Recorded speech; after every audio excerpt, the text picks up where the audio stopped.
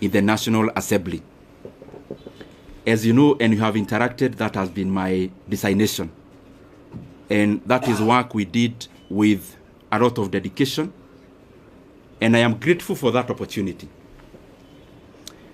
I am also very grateful to have interacted with many people as I serve as the chairman of the Budget and Appropriations Committee. Of course, working with the Honorable Mary Amase, who was the vice chairperson, and all the other members, all the other 25 members, incorporating myself and the vice chair who make us 27. I am truly grateful for that chance. That chance of serving as the chairman of the Budget and Appropriations Committee made me understand many things that I scarcely understood before. It made me know the workings of government in terms of its levels, its arms, departments and agencies of government, and how they work. And therefore, as much as it was work, it was also a profound learning experience that I am truly grateful for. I am also thankful for the fact that I had trained as an economist some many years back in KU. And when I got the chance to serve as the chairman of the Budget and Appropriations Committee, I had the first-hand learning of how macroeconomic parameters relate with each other.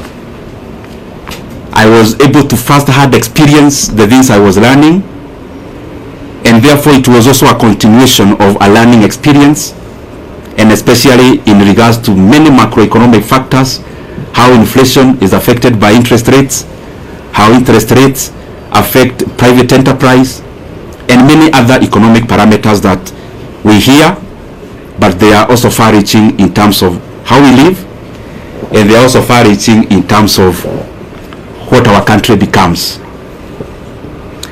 And by the way, out of that experience, in the year 2023, I realized I also needed to upgrade a little bit, because I singularly found that our country, yes, have many challenges, but the overarching challenge that we face as a country are economic challenges in nature. And given the chance I was serving in as the chairman of Budget Committee, I decided to also go back to school. I actually started pursuing 2 master's degrees together. One in KU, Master of Economics in Public Policy, and the other one in the University of Nairobi, that is Masters of Arts in Economics. And I've been pursuing those from 2023, attending class physically where I needed to attend physically, and those who offer online also attending class online, and by the way, as a student, not as an MP. And I decided to do that because I also wanted to deepen my knowledge in the economic platform. And the more the reason, I made it my duty to listen in terms of attendance, and also to participate in any other participatory issues that I needed to do as a student. And gratefully, I am actually done with coursework. I am now doing the projects, both of them together, and by the grace of God, I may graduate this year. I am not talking about myself when I talk about going back to school.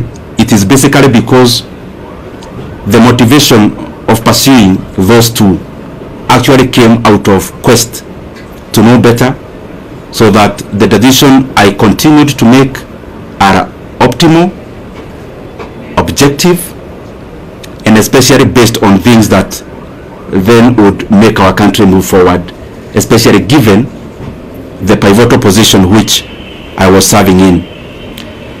And if you look at this table around here, these 2 shelves is actually classwork. All all this you see around here, these are issues around classwork. And I was doing it again, and I'm repeating, because I thought, and I still believe even now, that it is important that even as we serve in our specific capacities, that we continue to also develop ourselves, to sharpen ourselves, so that we can be making more efficient decisions as leaders. So in a nutshell, I have been very, very, I should be very grateful, and I have been very honored by the Kenyan people to have served in that capacity, and especially when our country really needed us to do what we needed to do. Just as snapshot of so that you understand where I'm coming from. This position is very involving, and I am sure many of you have covered us before. Sometimes sleeping in this office, leaving here very early in the morning. Not just myself, also the members of the members you are serving with. But it was also an experience also to learn and know Kenya. There are things we used to do called public participation, where we would choose. We started with 12, we ended up with 20 counties every year, where we would allocate some retro money, actually 100 million per county, and we would then go there to ask Kenyans what they would prefer that we prioritize. The last one, I was privileged to actually travel all the way to Madeira and interact with the people of Madeira, and I am glad that I have had many of such experiences to also relate what we do on the table and how that is far-reaching and how that affects the lives of the Kenyan people. For example, there when we went, the leaders were very categorical. There was a teachers, a TTC, Teachers Training College, and a KMTC, which they told us the entire 100 million to give to those two, because when we go all out to do those things, we specifically look at the impact of how those projects would work, and also by giving preference to what the leadership and the people themselves request us to, or were requesting us to do. Having said that, also for perspective's sake, and allow me to say it because it is how it is. At some point we got too busy, because you remember when you are here in the chairman of budget, you also have to go all out there and talk about the projects you are doing, but also but also on the other side, you are also doing work with CDF. You have colleagues whom you are interacting with as you work around CDF, and therefore at some point I also got too busy, as you could remember. Anyone launching a Masomobora in their place, I would go, and those kind of things. And what I'm trying to say is that at some point I got too busy, and my brothers and sisters, I'm telling you these things not more as a politician but also as a human being. I got too busy at some point that for the last 2.5 years, I actually went to my rural place, our rural home. I went there for the first time in the last 2.5 years in September or October or November of last year, thereabout, in the last quarter of last year. There is the time last year I visited my sister who lives not very far from Nairobi, actually in Vika. So I went there and we were chatting, and I could read her body language. She was thinking, kwani huyu jamaa amepotea ama ni nini? Because I could hardly have gotten time before to actually also do such a thing that looks very small but is also humane to do. So what I'm trying to say is that it has been intense, it has been busy, and I am grateful for that chance, because even in that intensity, it has also been a profound learning experience. I also want to take this opportunity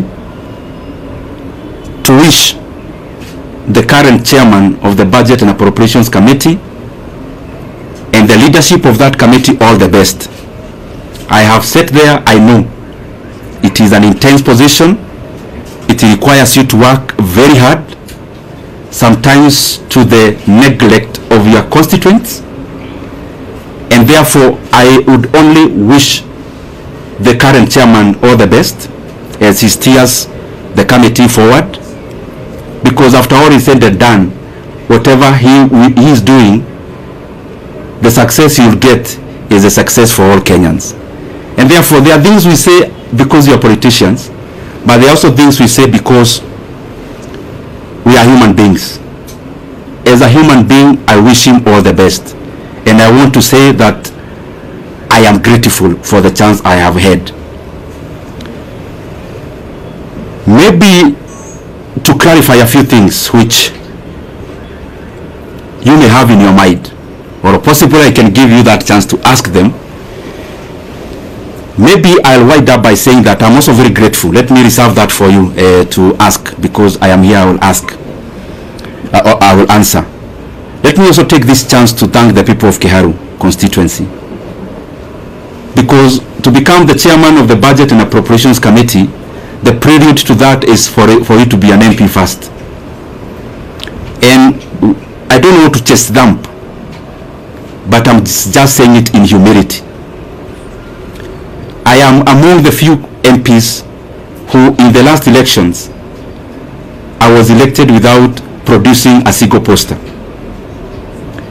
I'm not saying that as bravado, neither am I saying it to prove who I am. I'm saying it in humility, that I'm very, very grateful to the people of Keharu for that honor, to have served them as a member of parliament. This is my second term, and especially given that there are many landed people in our constituency, but they have given me that honor and privilege to serve as the budget and to serve as their MP, or to serve as our MP as a constituency, and that has opened, or had opened the room for me to serve as the chairman of the Budget and Appropriations Committee. I also want to thank the people of Kenya. What I know is that the positions we hold, and talking about myself, I hold it with a lot of regard. And as I serve the people of Kenya, I want to be grateful because they have also been very supportive. Those who support us by saying something kind, those who correct us because we need to be corrected, and that is the forte that we must always accommodate. Those who criticize, we need also to be criticized so that we can also pull up our socks and do things better. Holistically, I want to thank them. And also for prayers. Maybe many of you, I'll surprise you, but I am one of those politicians, and maybe I'm preempting some of the questions that you may have, who look at life maybe in a slightly different way than maybe majority. I am one person who knows for sure that who I am as Ndindi Nyoro, I only become because God gives me the power. And therefore, I don't find it within myself to chest thump, to accuse. I only hold the position I have. I try my best to do good out of it. And therefore, I have said that because there are people who we have never interacted, but they pray for us. Praying for us, sometimes we get wisdom that we would not have gotten before, relying on our own selves. And therefore, I am grateful to all Kenyans for the input, because whatever we achieve, or whatever we have achieved it out of all that concerted effort. Maybe only highlighting one thing among the many we have been able to do, and it's just an experience of the things we used to do when I was serving in that capacity. You have to balance among many things, because what happens in resource allocation is that you only need to be optimal. Where can you put money that then will yield most of the outcome? And at some point in the chase for resources and allocations, there was the issue of the JSS teachers, whom you know very well. By then they were called moguls. And I was feeling very compelled then as the chairman of budget that whatever else we are doing, and that was around last time when the issue about resources was very pronounced out of the issues that happened in July. But out of the things we did, among the few that I'm very, very proud of is the confirmation of the JSS teachers to permanent and pensionable terms. It gives me a lot of satisfaction, and especially given that I took it as my burden to make sure that that was done. But I'm not claiming to have done it by myself. It is teamwork among the committee members, teamwork among the other consultations that you need to do as the chairman of budget, which I am very truly grateful for. I want to stop there and pick some questions. I only request, I am a Kenyan, as I said when I was starting. I know, because I don't want to pretend that you as a journalist, there is what you really want me to say today. But I also feel it is important that the things you have said are equally important for the country, and especially the transition. Given the position I held, I used to invite you, you used to cover. I felt it is beholden upon me to also call you when it is time to pack. So if you might, or if I can indulge you, because I'm still here and we are still here, anything else, there is so much time to talk about it. So thank you very much. I open the floor. In that spirit, last week, Ndindi from Nation. Last week you are? Ndindi from Nation. Okay. Last week we saw from Parliament they were saying that you used your position as chair to disproportionately allocate much resources to your constituents of Kiharu. What could be your response regarding those accusations by fellow MPs in the Parliament? Okay. Maybe we can take another one, then I answer, then we take others. My name is Omolo from West TV. Mine was similar to that, but now that my colleague has asked, maybe as a politician, why do you think you are replaced from that position? Okay.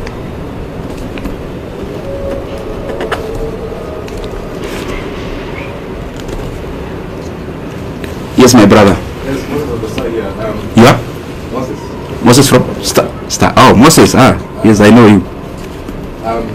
You know the country is expectant. When I say that, I know what I mean. Yes.